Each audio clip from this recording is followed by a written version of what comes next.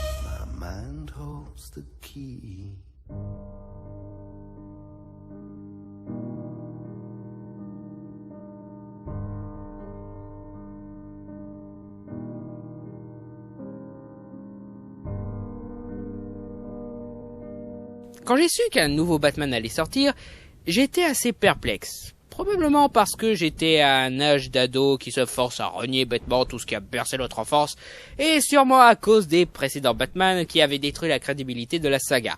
Et en tant que fan de Batman, j'étais assez déçu du design officiel de Ra's al Ghul, qui m'avait l'air ridicule et inapproprié. Et la promesse de raconter les origines de Batman semblait nous conduire vers un film sur un Batman incomplet. Mais les BA étaient sympas, ils semblaient montrer que c'était un film de Batman bien construit, et le casting était phénoménal. Michael Caine, Morgan Freeman, Gary Oldman, Liam Neeson, le dernier samouraï Ken Watanabe. Je veux dire, waouh, le casting est pratiquement parfait. Bruce ? Oui, je sais, on y reviendra. Donc finalement, j'ai laissé sa chance à ce film, et ce fut le meilleur film qui m'a été donné de voir au cinéma. Bon, ok, peut-être pas le meilleur film, mais c'est celui qui m'a le plus excité, qui m'a fait à 100% transporter dans cet univers et cette nouvelle saga, qui, à la fin de la séance, ne m'a donné que 2 envies. Revoir ce chef-d'œuvre et voir la suite.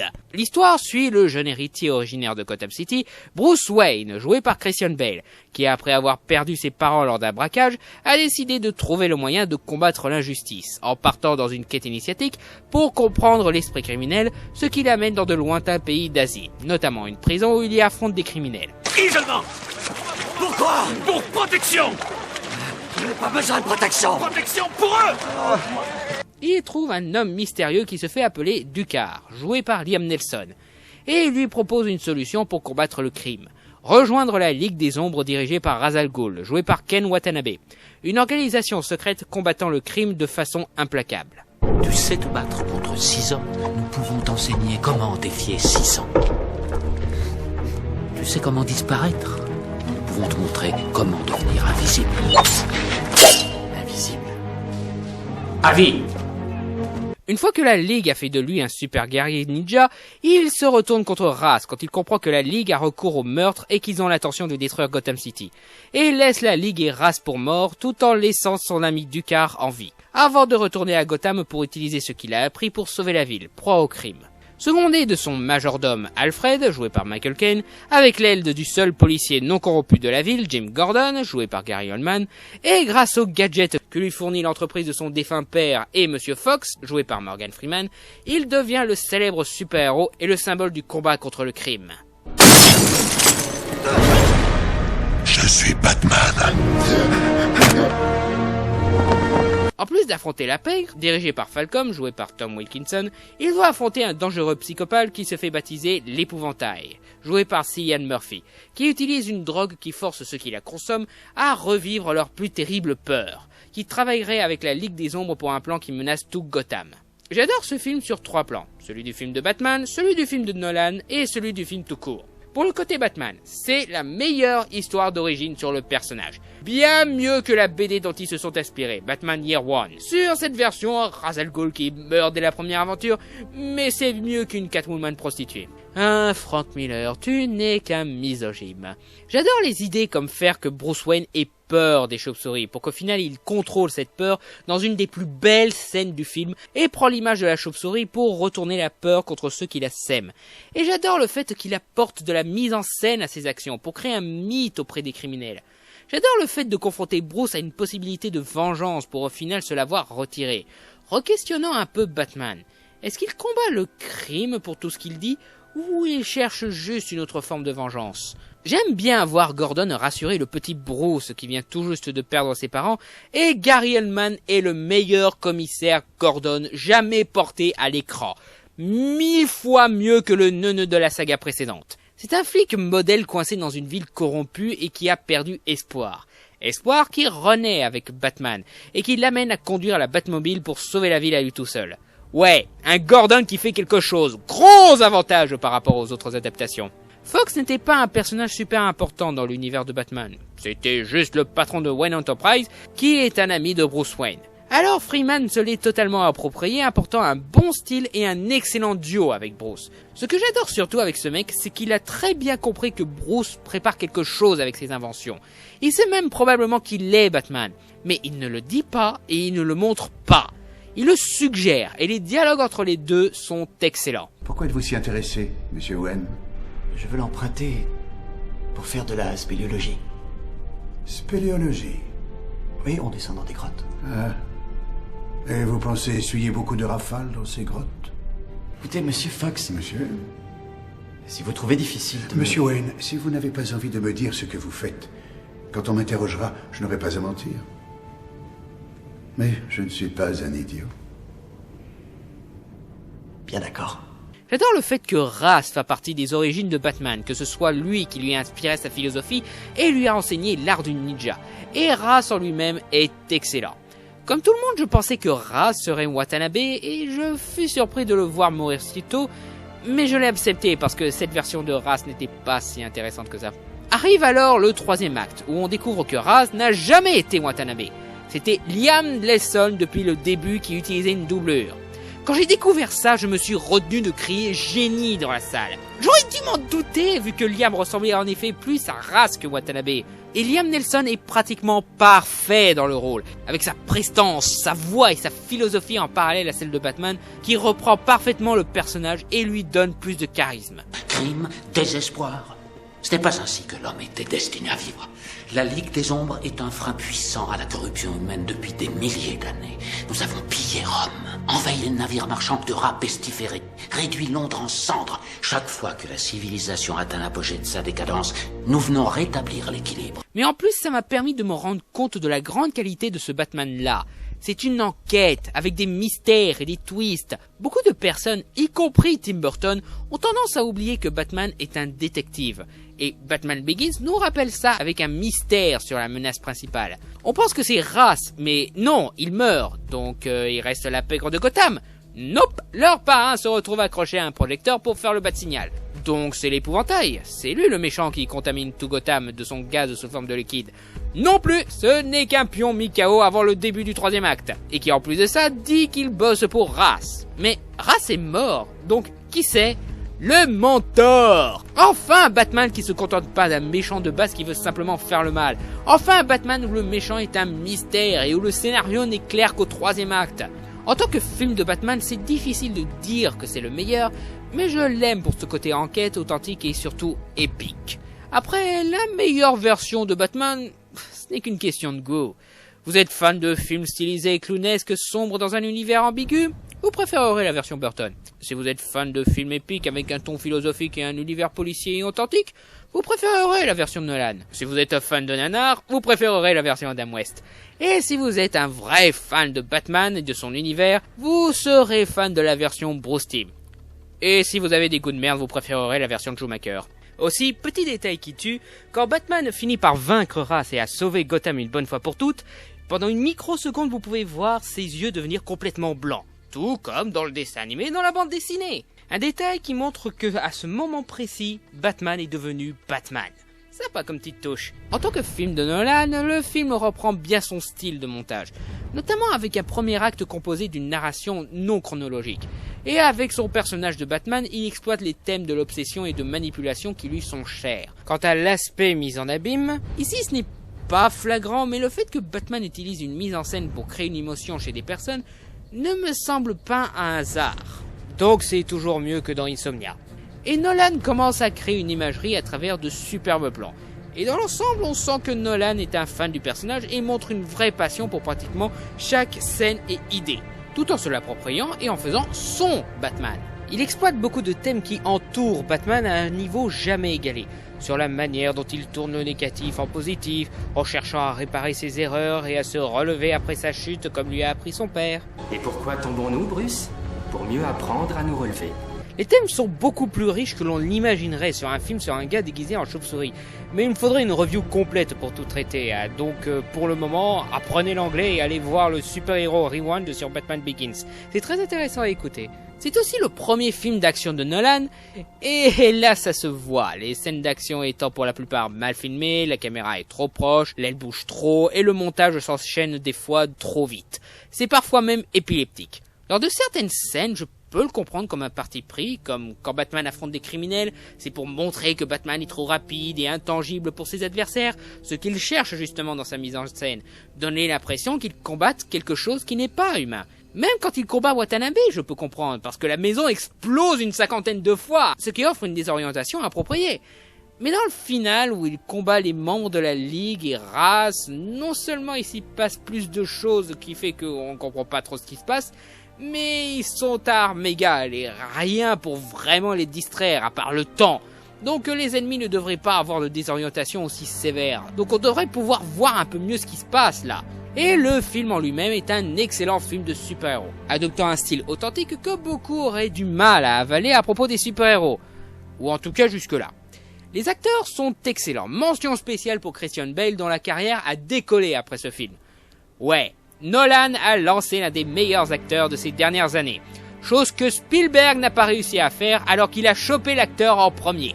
PS, allez voir ce film, il est excellent et vous verrez que même Goss Bale avait du talent. Bien sûr, tout le monde se moque de sa voix quand il a le costume. Moi... ouais, c'est ridicule à pas mal de moments, mais en fait sa voix passe mieux en VF, parce qu'elle accomplit ce qu'il échoue un peu en VO. Donner la sensation au criminel que Batman n'est pas humain, allant justement avec sa mise en scène. Mais... je peux pas en dire du mal. J'adore l'idée, j'adore cette voix. Désolé, mais critiquer cette voix est pour moi aussi difficile que de critiquer la pièce de théâtre que notre gosse de 5 ans a fait tout seul. On l'aime trop pour être honnête avec la qualité du truc. Mais je reconnais que c'est assez inutile pour Bale de se forcer à avoir cette voix alors qu'il a déjà une voix très cool et rockeuse. Mais bon, ça c'est sa voix naturelle, donc il doit quand même cacher toute trace de Bruce Wayne quand il est Batman, donc... ouais, il était coincé. Certains préfèrent Michael Keaton dans la version Tim Burton. Et ils ont de bons arguments, mais j'ai beaucoup d'attachement pour Bale. Et puis, dites-vous que parmi ceux qui ont postulé pour jouer le Batman de ce film-là, il y avait Ashton Kutcher et Peter Bishop. Marrant, je le verrais bien en Robin, lui. Michael Caine est excellent. Il est un peu plus imposant et caractériel, mais du coup moins doux que son prédécesseur Michael Gough. Mais il arrive à compenser ça avec un bon équivalent paternel et vieux sage pour Bruce. Et surtout, il joue les bons associés avec lui. À quoi bon faire toutes ces pompes si vous êtes incapable de soulever une foutue poutre? Et puis il est capable de mettre KO un ninja de la Ligue des Ombres. Si ça c'est pas énorme. Donc au final, j'adore les deux. Comme dit tout à l'heure, Freeman, Allman et Nelson font un excellent boulot. Cillian Murphy a un petit côté fascinant, donnant du charme à sa version de l'épouvantail. Il arrive à exprimer de la peur et de l'admiration pour le monstre de peur qu'il affronte. Watanabe n'est pas là longtemps et bien que j'adore sa voix, j'ai du mal à comprendre ce qu'il dit. Ouais, tout le monde se moque de Batman parce qu'il est pas facile à comprendre, mais Watanabe est pire, même en VF son accent est incompréhensible. Le revenu pour Gotham, comme Constantinople ou Rome avant elle. La ville est devenue un lieu de prédilection pour la souffrance et l'injustice. Rien ne peut la sauver, il faut l'autoriser à mourir. C'est la fonction la plus importante de la Ligue des Ombres. Celle que nous remplissons depuis des siècles. Gotham doit être détruite. En même temps, il est doublé par un japonais qui le double en français, en allemand et en espagnol. Il y a de quoi respecter son enthousiasme à suivre l'acteur dans toutes les langues, mais même, c'est pas très clair tout ça. Quant à Katie Holmes, bien... Comme beaucoup, je l'ai détestée bêtement parce qu'elle sert de couverture à Tom Cruise qui veut cacher son autosexualité, mais en toute honnêteté, elle n'est pas mauvaise.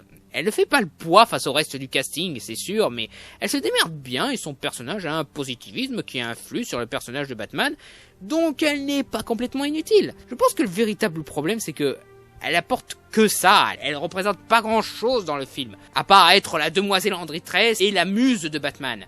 Aussi, c'est vrai qu'elle paraît très jeune et son histoire d'amour est un peu trop forcée. Enfin, je dis forcée, elle l'embrasse pour dire qu'ils ne peuvent pas être ensemble, alors... Colin, serre-moi fort. Non, je ne veux pas m'attacher. Pourtant, je t'aime beaucoup. Seulement, tu vas m'abandonner. David S. Goyer est au scénario et comme toujours quand il écrit un film de super-héros, ou du moins d'habitude, c'est du très bon. En fait, on soupçonne qu'il a bâclé exprès Blade Trinity pour se consacrer entièrement à Batman Begins. Au moins il savait quand il devait quitter le navire. Bon après, le scénar n'est pas parfait. Après tout, comment la machine qui vaporise l'eau des conduits ne vaporise pas l'eau qui compose le corps humain? David S. Goyer, excellent scénariste, scientifique à chier. Certains se plaignent que le film se sent comme deux histoires, l'un étant l'origine de Batman avec sa propre atmosphère et narration, et l'autre étant une histoire de super-héros où Batman combat les méchants. Moi, je n'ai aucun problème avec ça, avoir plusieurs histoires ne fait que montrer la richesse du truc. Et l'enchaînement entre les deux parties démontre une certaine évolution de l'histoire, ce que j'aime bien. Ironiquement, la suite a beaucoup plus de scénarios que ça, c'est même proche de l'épisodique, mais ça a l'air d'avoir gêné pratiquement personne. Les scènes d'action, malgré les problèmes que j'ai évoqués, sont divertissantes. La course-poursuite avec la Batmobile, ou Fundler pour éviter d'énerver les puristes, est très fun, malgré quelques problèmes d'enchaînement de plans et l'exagération dramatique à la fin où Batman crie sans raison conséquence RACHEL! Et le final avec Batman et Ra's s'affrontant dans un train transportant la machine à ondes radio qui vaporise le gaz de l'épouvantail dans tout Gotham pour se rendre à la Tour Wayne où il y répandra le gaz dans toute la ville, avec Gordon qui conduit la Fundler pour arrêter le train, est une des scènes les plus excitantes et tendues que j'ai jamais vues avec la bataille de l'Étoile Noire et la dernière course de Retour vers le futur. Et bien sûr, à la musique, nous avons la première collaboration de Nolan avec Hans Zimmer et James Newton Howard. Ils ne font pas la fanfare aventuresque de Danny Elfman, mais ils font d'excellents thèmes épiques et une ambiance suffisamment unique pour ce Batman nouvelle génération. Ouais, je sais, je dis nouvelle génération alors qu'elle est bientôt finie. Le seul gros reproche que je ferais, c'est pas au film, mais plutôt à la Warner. Avec le succès de ce film montrant quel Batman les spectateurs veulent voir, vous sortez une série animée en accompagnement qui est tous au contraire, qui est même plus proche de la version de Schumacher que la version de Nolan. Pourquoi? Vous êtes cons ou quoi? Quand Burton a sorti son Batman, vous avez sorti une série aussi sombre et mature, voire plus. Et tout le monde a adoré et adore encore. Alors que cette série est juste nulle. Pourquoi faire le contraire de ce qui marche? Pareil avec The Dark Knight, c'est le Batman le plus sombre et adulte. Et vous faites une série adaptant tout le ridicule de l'âge d'argent de la bande dessinée. Pourquoi? Je n'ai pas vu cette série, donc je ne peux pas dire si c'est bien ou pas comme série, mais ça a même l'air pas mal pour ce que c'est, mais je ne comprends pas votre raisonnement. Enfin, le film est excellent et a ramené les fans de Batman en masse. Certains trouvent le succès de ce film exagéré et ont chipoté sur pas mal de points, mais ceux-là se mettront d'accord avec The Dark Knight. Mais nous en parlerons après avoir parlé du film de demain, Le Prestige.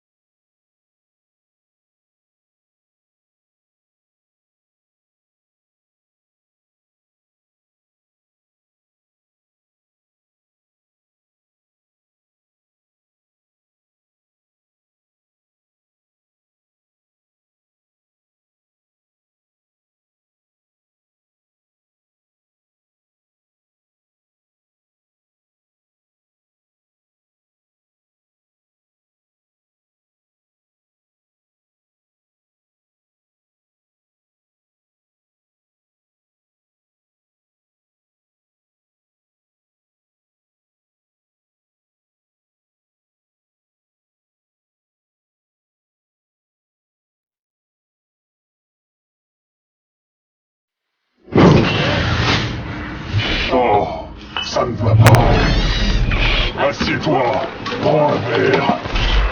Tu as l'air trop triste et trop sombre. À mon avis, il faut que je t'éclaire un peu.